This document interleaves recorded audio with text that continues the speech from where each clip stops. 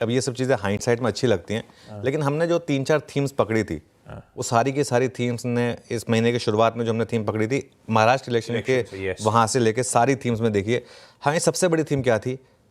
Capex पे खर्चा, सरकारी केपेक्स पे खर्चा बढ़ने के चांसेस आएंगे। उसके बाद हमें ताबड़तोड़ ऑर्डर अपडेट्स देखे, चाहे वो रेलवे हो चाहे डिफेंस हो, सबसे बड़ी थीम हमारी वही थी। और उसके बाद केपेक्स, और केपेक्स में शानदार तेजी आई।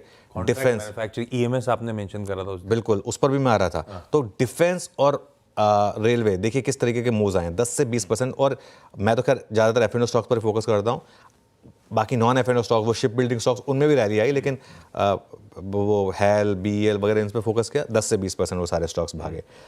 सबसे पसंदीदा हमारा शेयर क्या था? Dixon Tech. एक बात हुई थी कि जो सबसे ज़्यादा अनकंफर्टेबल ट्रेड है, सबसे ज़्यादा पैसा मार्केट उसी में बना के देता है। ये तो खैर डिक्सन का कल का चार्ट है, इसका 1 महीने का चार्ट लेकर आइए।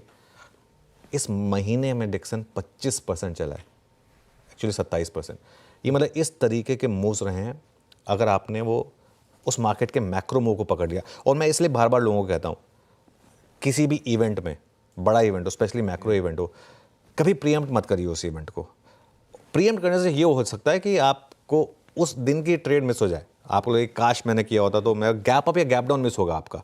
लेकिन मैक्रो इवेंट में अगर आप इवेंट के बाद, गैप अप के बाद, फॉर एग्जांपल अगर आपने डिक्सन उस दिन गैप अप के बाद भी लिया होता तो आज आप 25% के गेन पे बैठे होते। तो ये एक फ़ायदा होता है किसी भी इवेंट में प्रीएम्प्ट ना करके जाने का, उसको समझ के उसके बाद ट्रेड लेने का। सबसे बड़ी थीम ये थी। एक और थीम जो इस मार्केट में शानदार रही है वो है जो एफ&ओ में नए शेयर आए हैं वो, प्लस जो न्यू एज शेयर्स जहाँ पर शानदार मूव्स आने शुरू हुए हैं।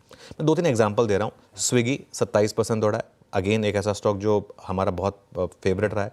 आईपीओ के टाइम पे बात हुई थी कि ये बहुत नो ब्रेनर आईपीओ था बाय करने के लिए। पेटीएम देख लीजिए आप, 12% कल पेटीएम ने ऑलमोस्ट 52 वीक हाई पर क्लोज दिया, यहाँ पर अच्छे मूव्स आए हैं।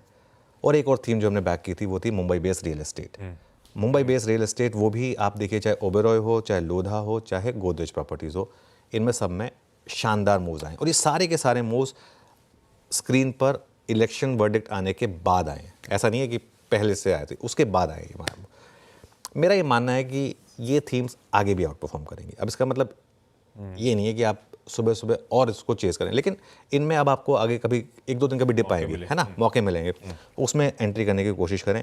मेरा ये मानना है कि ये थीम जो है ना, ये एक्सपायरी तक चलने वाली है, और अभी एक्सपायरी में 2 हफ्ते बाकी हैं ऑलमोस्ट। तो यहाँ पर आपको ये लंबी सीरीज़ है, सॉरी एक्सपायरी तो अगले वीक हो रही है, लेकिन फिर भी ये हफ्ता प्लस थर्सडे तक तो अच्छे आपको मूव्स मिलेंगे यहाँ पर।